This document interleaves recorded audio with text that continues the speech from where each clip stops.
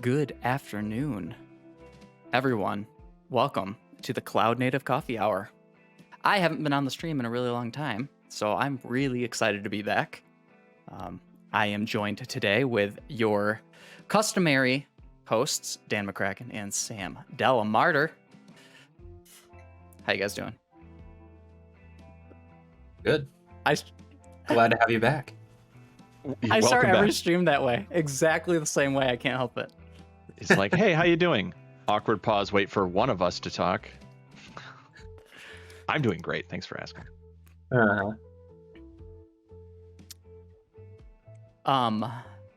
Can we just double check the stream audio and So everything? what are we doing today? I hear double Sam. Yep. Why do I hear double Sam?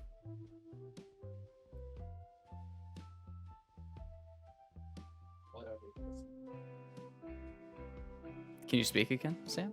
Well, I can talk. There we go. I only hear one of you now. I had a double check. Yeah. Okay. So, today's topic is Rancher. We haven't used Rancher in the past. You know, we know of it.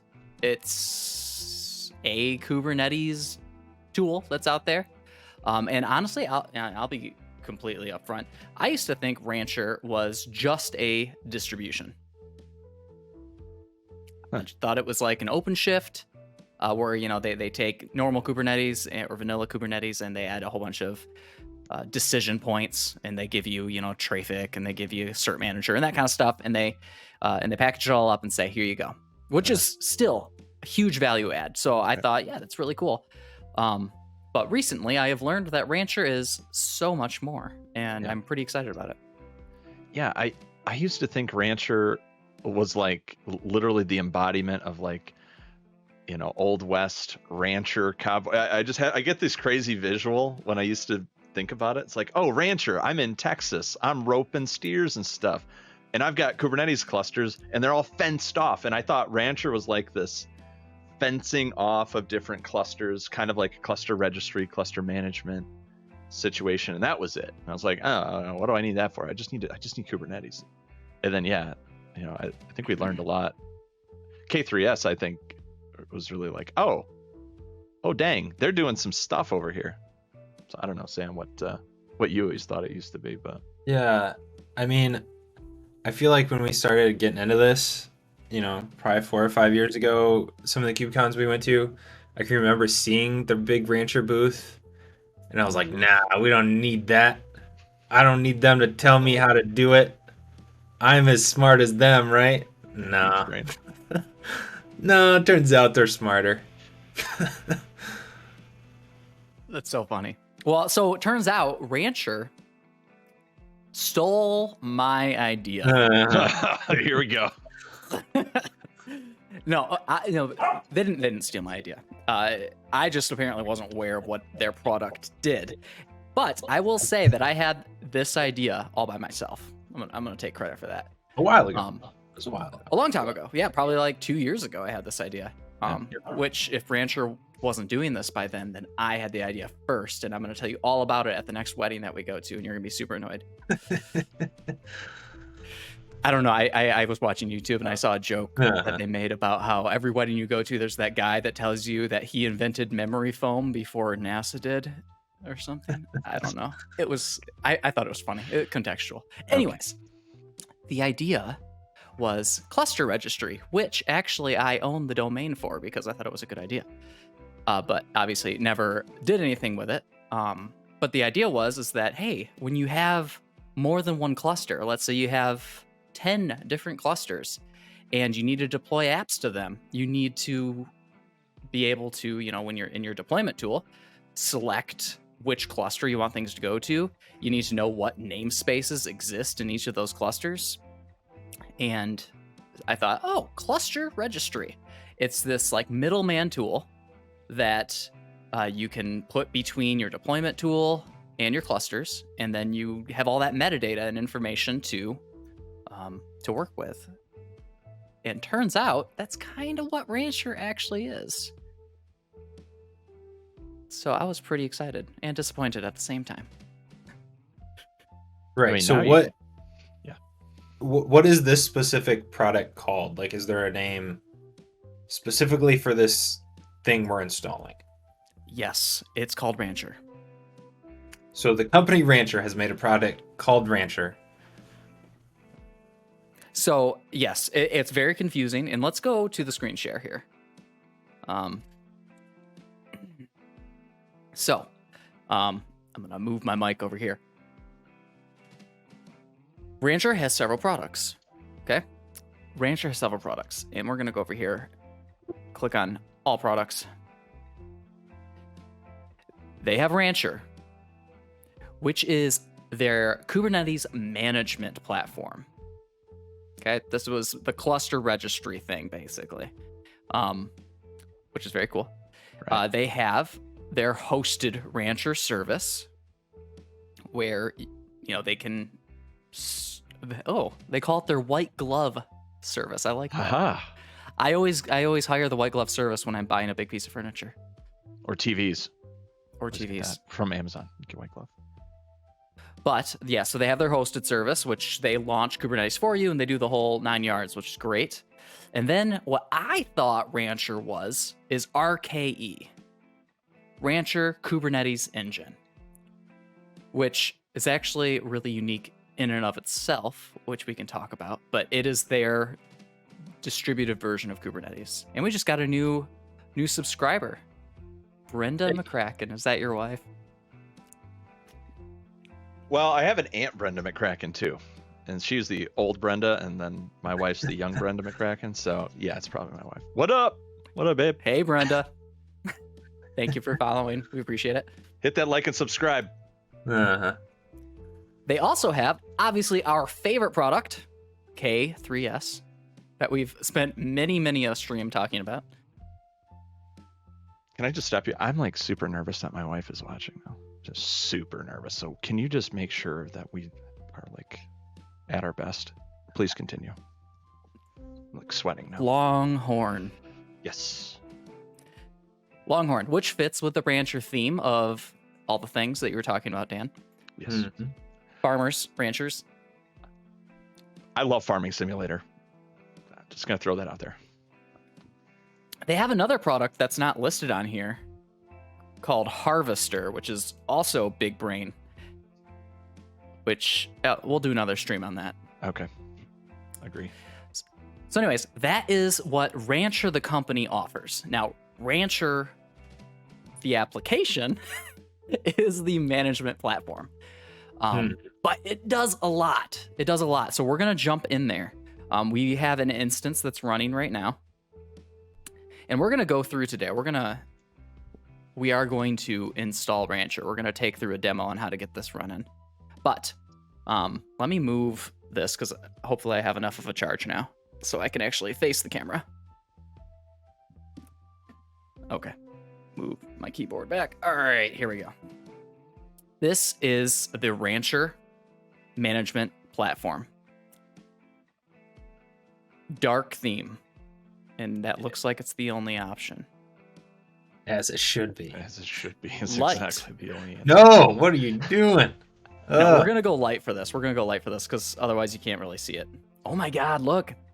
They have a YAML editor and they have Vim and Emacs keybinds. We are going to do part 2 of Vim Adventures tomorrow night. Join us there. I volunteer for Emacs Adventures. Okay, so back to Rancher platform here. This is the management platform. When you deploy their Quickstart, and that's all this is. This is just the Quickstart deployment. You get 2 Kubernetes clusters.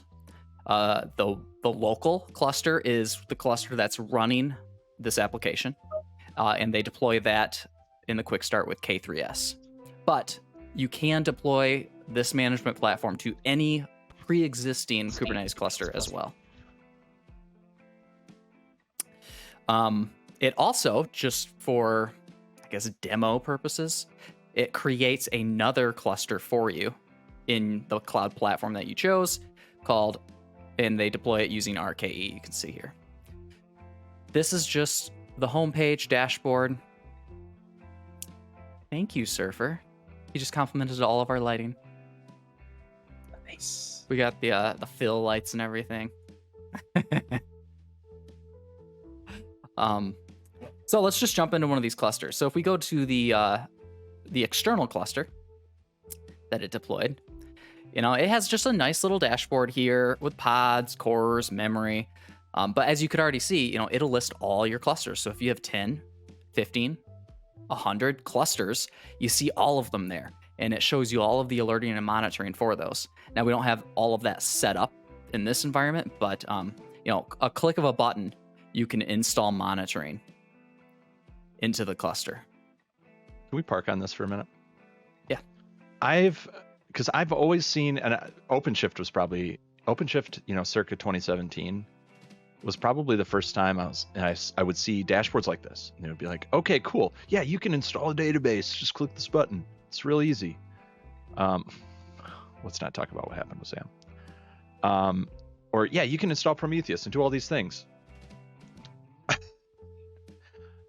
I used to not trust those things because I had no idea what the magic was behind the button.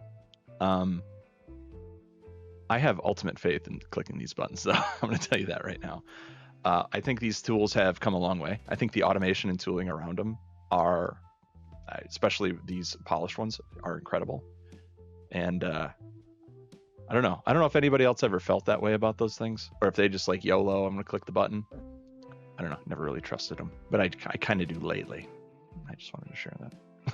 No, I 100% agree with that. Like you said, back with OpenShift, they had something very similar, but back in those days, there wasn't a consistent mainstream way of rolling these things out. Yeah. And now we have Helm charts, which everybody uses, and they are now signed and versioned, and there's like a main repository that everybody puts them in, and it's managed and all that stuff. So there's a lot of confidence there with Helm charts, but there's also operators now too, which I wouldn't say is like, you know, one-to-one with Helm charts. It's not really a distribution method, but it gives you some consistency and some framework that you can kind of depend on. So right. I love that. Well, yep. Not a lot of options here, but you know, it does have the CIS benchmark operator. Very cool. Easy way to check the security of your cluster. You got all the Prometheus Grafana stuff. You can install Istio super quick and easy. It's a nice to have. I think it's cool. Oh yeah. Are you kidding? Download the kube config right here at the top. That's cool. You can jump into kubectl shell. Let's just try that real quick. I haven't played with all of this yet. Kubectl. Why isn't this working? Oh, it's connecting. It's connected. Git pods. Kubectl. Git namespaces. Look at that. That's pretty cool. It's cool that it's just like right there. It's nice. Import a YAML. Interesting. Copy the kube config directly to your clipboard. Click the YAML button. Is that just like resource search? The upload. Yeah. Like literally you can just paste in your stuff and clicky. I mean, not recommended unless you're in a bind, but man. I probably wouldn't do this even in the circumstance I'm about to talk about, but you know, if you're a company, let's say like Devs Operative, and you have lots of clients, and you're managing all of their Kubernetes clusters. So let's say, you know, this isn't the case for us right now, but let's just say you get to a point where you have 1,000 Kubernetes clusters that you're managing because you have lots of clients and you're doing that. That's your business. Mm-hmm. This would make it really easy to be like, oh, hey, we're getting alerts on this client's particular cluster. You click on the cluster and now you can just instantly do stuff with the YAML without having to do, you know, like local setup and stuff like that? Well, the friction to get into one of these work centers is 0. That's the value add. Like you can onboard new people into this work center for managing multiple clusters, just like nothing. Right, and it comes with what is this? This is the search. This is the resource search. So it's nice. It's pretty nice. Cool. Now, if this thing has a K9s plugin or something where I can get at me like that, I mean, that might be the pinnacle. That's all I gotta say. Oh my god, dude! Look at these buttons. It is K9. Okay. I mean, it's good. It's pretty good. Can you click the checkbox? Double dogged area. Single node cluster. Cordon. I clicked it. All right. Well, cordon's fine. State cordoned. And it has a taint on it with no schedule. There you go. You back. Welcome back, Sam. Thanks. We just cordoned and uncordoned a node using the Rancher console. Pretty cool. It's pretty cool. I mean, I love K9s. It makes it obviously the stream is seen. It makes it so easy to just jump around and do things if you're like an active operator. But like I said, in the use case where you have a ton of clusters all over the place and you don't have time to like intimately know all of them, right? It makes it pretty easy. Right. You can switch around clusters pretty easy in K9s, but I think this is more like it scales better, right?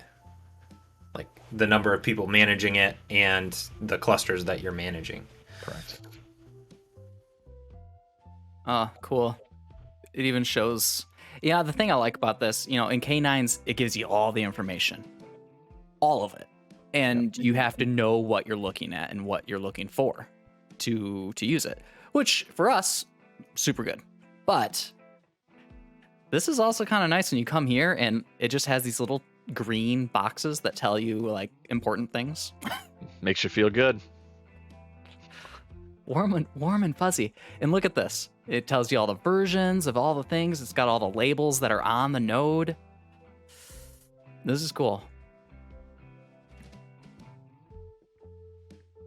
Just poking around. Like I said, I haven't really dug that deep into this yet. So some other cool things under not here. You already talked Users about and authentication. I talked about that operator is available to install. It's pretty cool. That's pretty cool. Click of a button. I know, it's awesome. Some other cool things. Now, I don't know exactly how it's done, but in the Rancher management platform, you can go to users and authentication, and there's this auth provider section. And they talk about it in all of their marketing on their website, where you can hook up Rancher to any one of these providers. Obviously Active Directory, but GitHub, Google. Very cool. But in their marketing, they also insinuate that this also hooks it up for auth to the clusters themselves.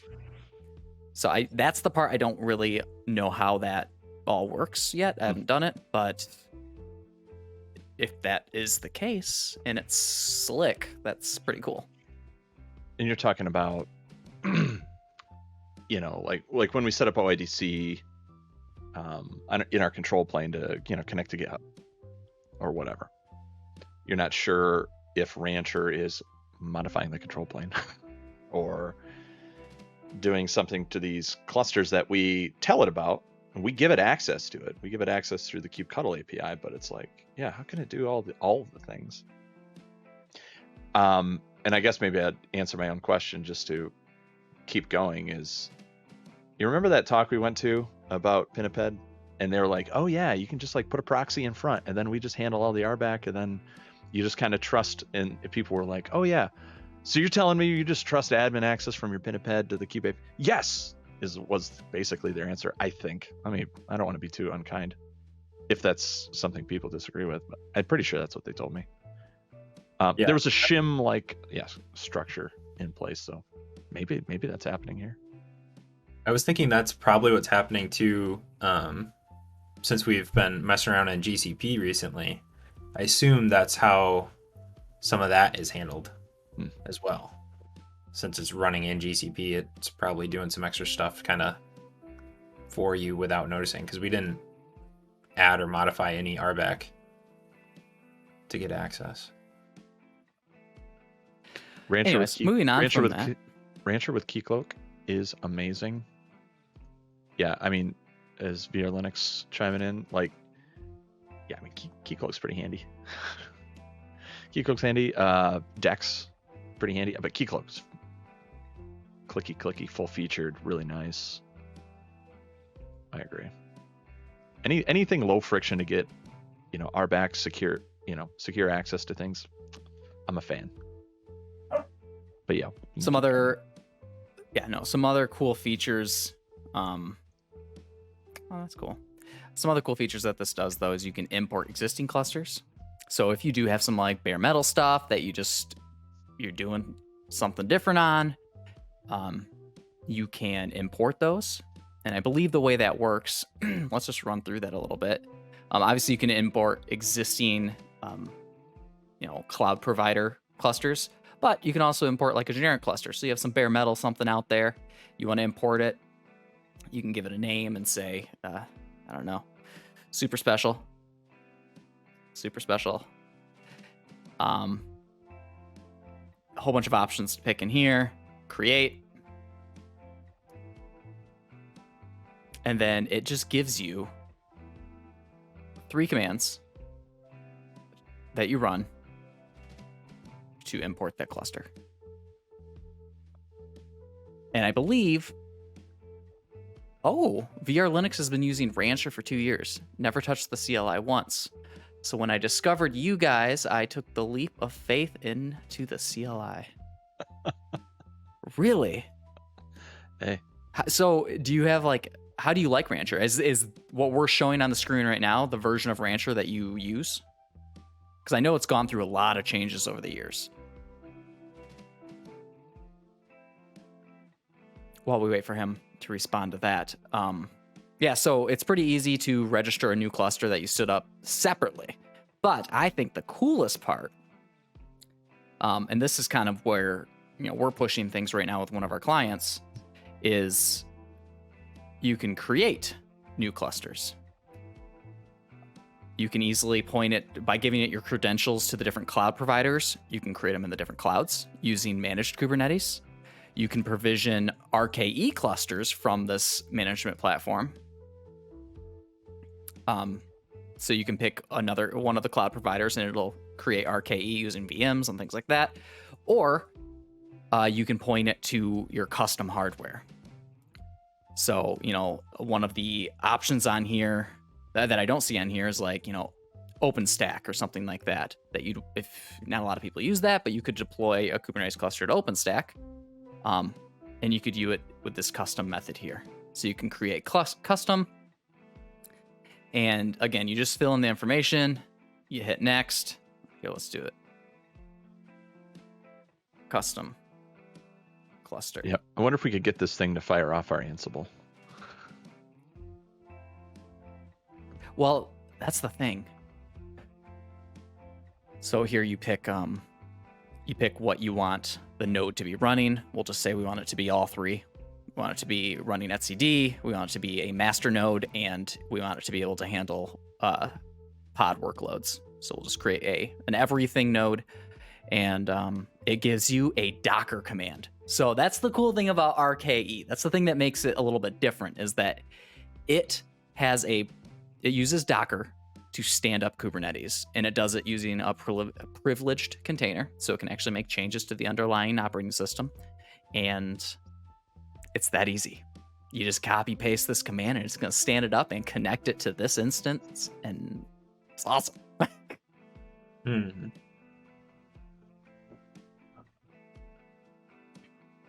It's cool. I mean, I think it's really cool that, just hearing VR come from this way in, whereas we started with oh, hard way, OpenShift, and then, the other way out, where it's like this world was largely just unknown to me. I was spending my time in different zones, and yeah, I mean, there's so much. It's so nice. That's all there is to it. Like it solves a lot of the problems that we used to think are the big problems that we have to solve with the tools that we had in front of us. I think it's a really good example of, really good example of the more breadth of knowledge you can acquire, the better solutions you can come up with. Your take on that, it makes me think like, VR saying that he came into Kubernetes from Rancher, and watching our streams made him want to dig deeper into it and understand what's going on underneath. And we had almost the exact opposite, like you were saying, where we started with the complicated, the complicated side, and now we're seeing this and we're like, oh my god, this is amazing. Like it makes it so I don't have to do as much work, and it's just like, yes. Yeah. But you could see how, you could get some blinders on if you were only lived in one of those worlds or one of those bubbles. And it's like, it's just tough, which is why I'm glad, I'm super glad to be getting into this. And it just changes it just like shakes the box in terms of like how you might solve problems. And that's super useful. So for sure, that point right there, I think understanding the full landscape of what's available is so important, especially for us, because, we spend day in and day out in the nitty gritty internals of Kubernetes. We even make decisions about what argument flags should be set on the kubelet and things like that. Things, and like you said, if you're doing that day in and day out, that is, in my opinion, not a reason to. I mean, that's. Sorry, I don't know where I was going with that, other than the point I was trying to make is like when you're making a recommendation for a client, you kind of have to look at what their business is. And I don't think if their business isn't technology, I don't think you should recommend doing it the hard way. And you get a lot of power doing it the hard way. So if you are a technology company, maybe that is something you want to do because you're going to be able to customize the cluster to your heart's content. But if your business isn't technology, I would lean on a tool like this. Yeah. Yeah. One thing I'm excited to look at is some of the options for creating those clusters in the different public platforms, right? Because basically your option is, you do it yourself, like locally, or you're standing up the VMs, the network and all that, and to make those decisions because, say, for whatever reason, you don't like their CNI. But if this gives you the way to like quick spin up a cluster, plus I can say, hey, I want this CNI, or I want to make this one informed decision, that'll be really cool to get that ease of just press play and get a cluster, but still have the power of making those decisions. And on top of that too, if your company isn't, you want your developers developing the apps that make your company money. You don't want them sitting around customizing Kubernetes. And like you said, if they can come in here, interact with Kubernetes, make decisions at the level they need to be making them, and then go back to moving the company forward, I think that's where these tools shine. Yep.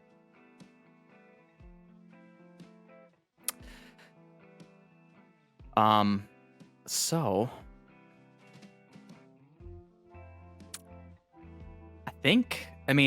I'm sure we could poke around more stuff in here, but at this point, we're just kind of demoing the app. So do you think now's a good time to kind of show how to get this up and running? Yes. Yeah, you're going to do it. Yeah. What were you going to do? Full demo?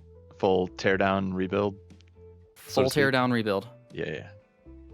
So those two pending clusters were just local ones, right? Or like self-managed, whatever. They are, one is an import and the other is a create. But what they do is these are just basically like placeholders until you run the commands. Just making sure you didn't like create a couple GCP clusters and we're just gonna have them out there if we delete. Sam, this. we're gonna send you the bill. Uh-huh. That's funny. I'll use my company credit card for that. No. Okay, so let's tear this down. So let's talk about it a little bit. There is a Rancher repo. By the way, Rancher is open source, and from what I can tell, the main, like, if you go to like, they don't. It's really hard to even get to the "Hey, I want to buy your product" page. It really is, and I think it's like buried in here somewhere. Pricing. And then where do you see that? Upper right. Thank you. Yeah. So when you click pricing, it's just a giant form. So that's it. That is the whole pricing page. Why do people think that that's a good idea to put this many forms in front just to get somebody to say hi? Like, really? Hi, I want to give you money. Really? That's a lot of friction. Come on. Come on. It is. Do better. You can do better. It is. That's free. But I That's think free the thing marketing is, advice I'm giving. From digging into this, I think it's because, like I said, it's completely open source, and I believe all of the features. Hey, buddy. This is Jake. I thought he was moving his own chair. No, He's just like, he's grumpy right now. He normally goes out between 4 and 5, and today he's just a little bit excited to get fed and go outside, and he's making lots of noises. So aren't we all? Anyways, I think it's because Rancher is completely open source. I think all the features are available to you. It's all they sell you is support. Yeah. Which is cool. What do you need for support? They do everything. You lose load balancing. So this is from VR Linux, who is kind of the Rancher expert right now in chat. You lose load balancing. You get split environment from different networks over a VPN using WireGuard Layer 3. If you want load balancing, you need Layer 2. So this solution uses Node IP. So it's not an optimum solution and not prod ready, but it's... Oh, you're talking about your K3S. Yeah. Over the VPN. Yeah. Worker node somewhere else. Still cool. Very cool. We will follow back up with that because that's really cool. I want to understand that better. Or maybe we'll have you on the stream and you can show it to us. Maybe we can plug it into our Rancher instance and take control. You know, trust me. Okay. Anyways, let's keep going with this. So, it is all open source. That's where I was going with this. It's all open source, and you can go to their GitHub. And so here's their GitHub, and they have a quick start.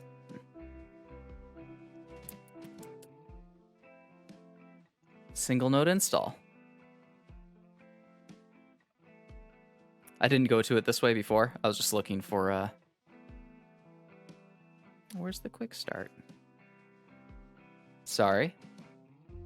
You talking about the Terraform Quickstart? Yes. The GCP Terraform Quickstart. See if I still have it up. Here.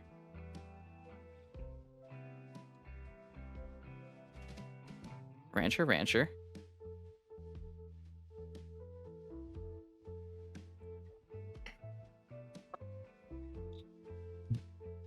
This isn't the page I was on before. Why am I so confused? You know what? Quick way to figure it out. Git. Remote dash done this V. in a while. Thank you. Oh, it's literally Rancher Quick Start. Yeah. Okay. Quick Start is the repo. Here we go. So, so the repo is Rancher/Quickstart. In here, they have different folders for the different clouds that you can deploy to. They have the local quick start, which uses Vagrant, which is a great way to get started if you just want to play around with it. I deployed ours to Google Cloud. So I used the GCP Rancher Quick Start, and this is where you can get this exact same code that I'm going to take us through right now. So I pulled down the repo, Rancher Quickstart. I went to the folder GCP.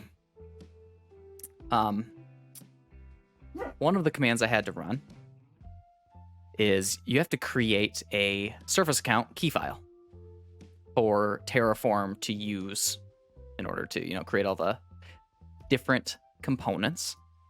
So this command here is the one that I used. It's in GCP docs. It basically just zoom. Yeah. How's that? Couple more.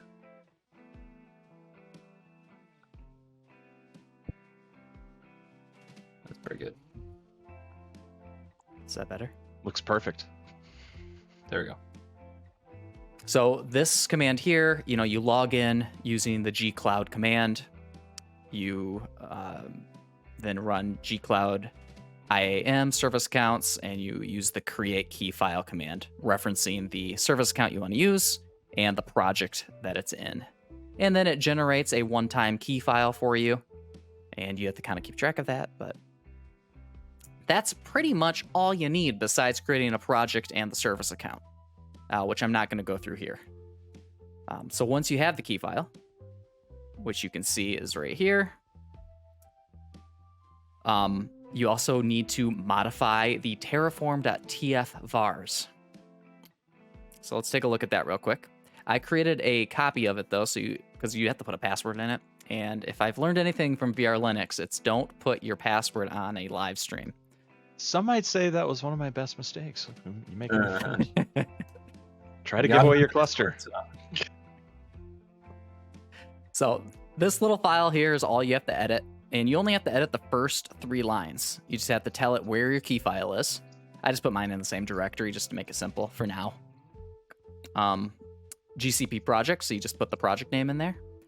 And you give Rancher an admin password. So this is just the first password you're going to log into Rancher with. And that's it.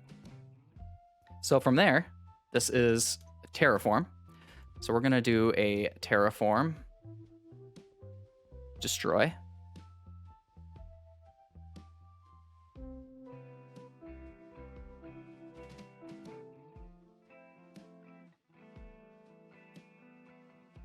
He just goes for it. I love the confidence. Yeah. Just destroy it, auto approve. I don't care. We're live. I've done it many times. This terminal window I've named Dez, and the other one is Troy. Okay. Let's see. VR says Rancher is really nice since you can start with a quick start single node, and then if you choose, you can scale from a single node to make an HA cluster. And the opposite way, scaling down from an HA to a single node. Rancher can do it all. I was reading if you launch a K3S cluster with Rancher Management Platform, it can automatically upgrade individual nodes for you and even do that admin work, which is it's really cool because I think about that's what I do manually every day, and having a platform just take care of it for you sounds awesome. So doing a little Terraform here, tearing down the existing cluster. Yeah, I mean Terraform is pretty sweet, right? I mean, I know you don't have a ton of experience with it. You like it though, right? I do. I mean, for something like this, holy cow. I do. I wish I could use it more. I wish I could use it more.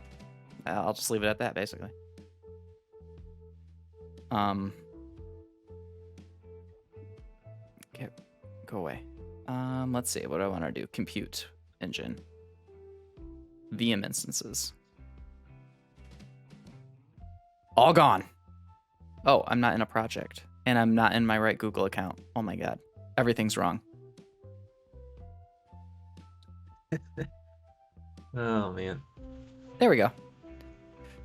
So, waiting for these to come down here real quick. Still destroying. This actually goes pretty quick, considering. I mean, Yeah, you try to delete everything in GCP and make sure you find everything and don't leave something hanging out there. And I appreciate the automation. Mm-hmm. VR also says you can deploy Rancher UI from an existing K3s or RKE cluster, so you don't need to use Docker. That I still struggle to set up, though. Yeah, I was reading that. Privileged Docker container is still the way I do it. I have never stood up Kubernetes that way, and I can't wait to try it. Mm-hmm. I can't wait to try it. What was the other piece I was going to say there?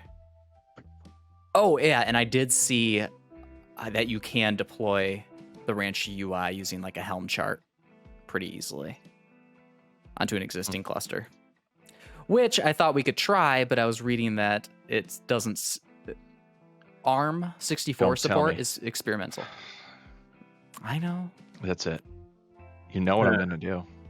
Buy the big metal. And I'm not buying Windows boxes. I think that was a throwaway comment. Oh, you can buy some Windows boxes. No, I'm doing Windows. What is this? No, we're gonna get that used, dusty old Dell Power Center, blah blah blah, big iron, 32 x86 cores. Yeah, x86. Yeah, all of the 86s. 32 gig of RAM. We're talking. Pick up some more 64 GPUs. gig. Yeah, GPUs. We'll do some machine learning. We gotta build Sam's rig first. We do need to build Sam's rig, but and he can stream on his own. And I guess just to stay parked on that topic for a second, not Sam's rig, he'll be fine. But I think VR was talking about Harvester and that he actually uses Harvester. And we were looking at that video the other day. There was a video just posted about Harvester, and we were like, "Oh yeah, what's this all about?"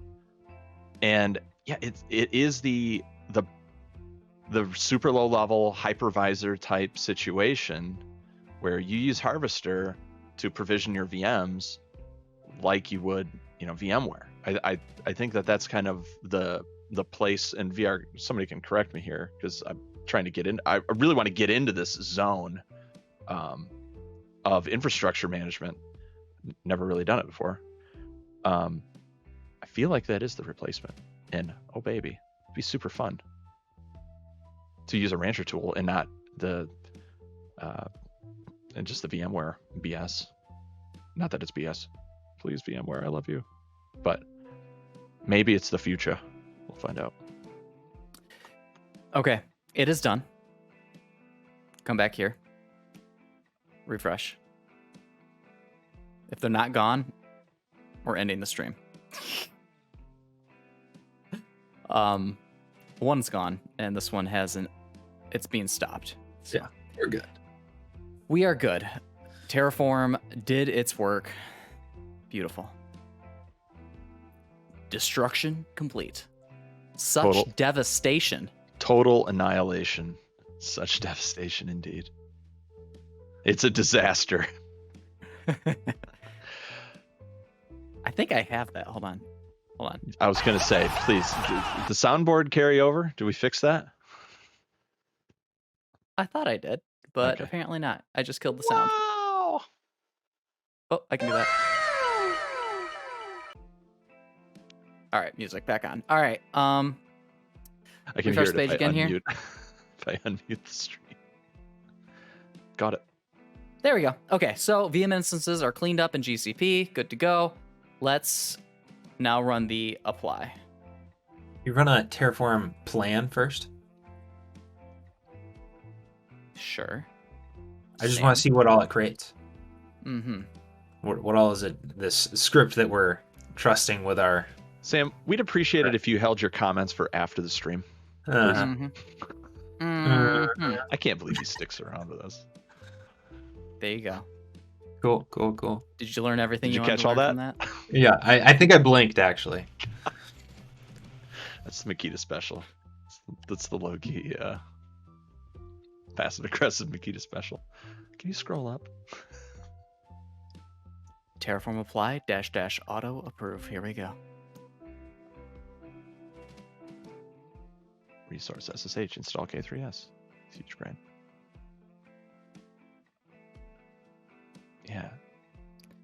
You better watch out, VR. We're gonna call out to you and be like, hey, we need you on this stream, and then we're gonna need you for this stream, and get a CrowdSec stream. Yeah, crowdsource our stream content. But you know what? We're trying to, you know what? This is a good interlude because we are building. Terraform's running. Feel free to watch the screen as it goes. We're trying to build a community. You can see our Discord link in the bottom right. If you're new to the stream, please feel free to join us in Discord. The community is slowly growing. There's not a ton of people in there yet, but you know, we have some good conversation. We share some news bits. It's a good time. So join us in there. And you know, with that, it's a community, and this stream is for the community, right? So I would love to have people on that want to share what they've been doing and have expertise that we don't. That would be awesome. I think we could get into the interview game. I think we could get into the Q&A interview, you know, kind of dog and pony game. You know, I like that. Well, that was one of my favorite streams, actually. Remember that company that reached out because they're developing the new logging tool? That was super fun. Yeah, a local company in town reached out to us and asked us to review their logging implementation. So basically, they used Kibana as kind of like the base for their UI, but they developed their own internal way of capturing the logs and all that kind of stuff, and they sent us a beta license basically to get in there and try it out, and we did that on stream. It was fun. That was cool. And they didn't support ARM, and then their devs were like, hold on. Yeah. And then we had ARM within a week. It's like, okay. It was really fun. Yeah. Yeah, I would love to do that. Those types of things. You know, we really don't even go in the Discord and drop in your stream topic ideas, by the way. But those types of, hey, review this product, I feel like would be fine. Especially not that we be, you know, getting money or anything, because a lot of these are all the good ones are free anyway. Right. You know, if you're paying for it, then it's like, oh, congratulations, you're paying for something that you'll only be able to use wherever you're at right now, paying for it. You hate to see that. So I don't know where I was going with that. Other than totally love to talk about the tools. People are making tools to sell. I'm interested in the business case. You know, we talk about it all the time. It's like, I'd love to like make a tool and sell it. What's the business case? You know, let's see. You're competing against open source free stuff that, you know, the best people in the world in the CNCF community are trying to build and support. So it's tough. But if you can find a niche, and I think that's why we see support kind of being the thing. It's like, you know, bringing the knowledge, being able to train, being able to coach, and kind of have at least a breadth of knowledge to say, okay, I may not know everything, but I know of a lot, at least. I know a lot exists. It's super valuable. And, you know, I think that might be what we're seeing in the community. That's not investment advice. That's just observations from McCracken. I agree with it. I love this conversation, but I could talk about it for a very long time. So I'm holding back. Holding back because like all the tools that come out, yeah, they're open source. All the companies that invent the tools give them away for free, and then they just offer, you know, enterprise support contracts. But you know, every time I see one of these open source tools come out and the community adopts it, I'm like, cool, that's more business for all the different Kubernetes service providers out there. Yeah. Oh yeah. It's creating jobs. Every new open source tool creates tons of jobs. It's awesome. Yeah. And people think that, you know, the automation and stuff like takes people's jobs away. I don't know if anybody thinks that. I really hope people don't think that way in the DevOps community, at least in the cloud community. It's like, no, I would prefer to be put out of a job by clicking a button in Rancher, please. Because I can spend time, and, you know, Kelsey Hightower talks about this a lot. I could spend time just solving business problems for the world, you know, for people, ultimately, hopefully. That'd be nice. there's an idea, but I love clicking buttons though. I got that going. Yeah, automation lets you focus on other problems. 100%. Like you're gonna have new problems after you automate the old one, and just strap in, because it's that's the game. It doesn't really end. All right, it is done. I don't know if it's the same IP though. I wouldn't expect it to be, but maybe it is. 3486202. Nope, it is not. So let me grab the new link here. And it does not come with certs or anything, so Chrome might have some issues with it. So we're going to use Safari. Use good old Safari here. Secure platform. Well, Safari actually lets you go forward if you want to. Right. After clicking several buttons, whereas Chrome just says no. So, here's the platform. We are in. And I'm not going to go any further because then I'd have to put my password on stream. Well, you set it to password, right? I did not run it from that file. Okay, there you go. That was just the file I created to put on stream, and that was it. So we will just stop Very here. good. But yeah, I guess that's all the content I wanted to cover. Any like closing remarks from you guys? Well, yeah. So a couple things that we did run into the other day when we were first setting this up, and maybe I was black screen gone when you talked about this, but there were some roles in GCP IAM that you had to configure, and that kind of stumped us for a little while. I don't know if that's in the documentation somewhere, but basically the user has to be able to create all those VMs and connect the network and do all those things.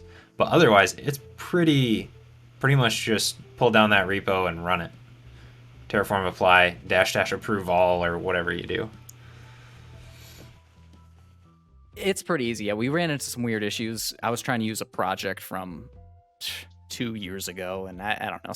Something was wrong with the project. I just created a new project, created a new service account, and everything worked just as it should have.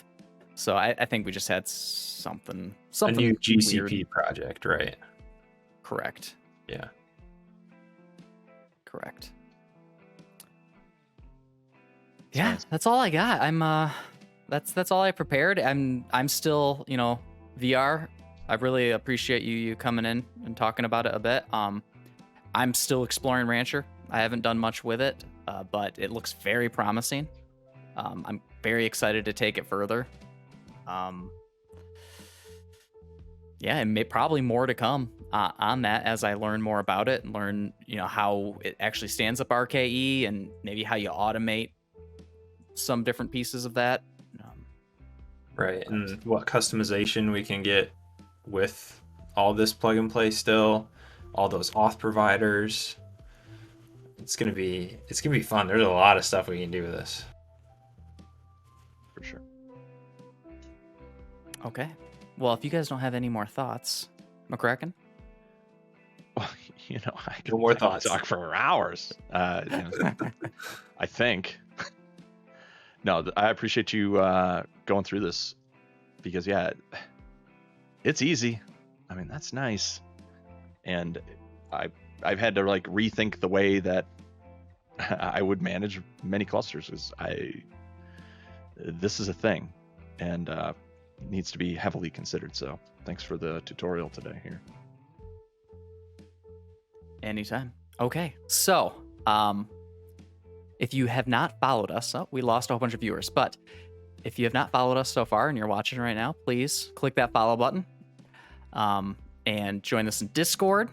Love to keep the conversation going there. Thank you again, everybody, for watching. We appreciate all of you. This is the Cloud Native Coffee Hour, and we will catch you next time. Bye-bye. Thank you again. Bye-bye.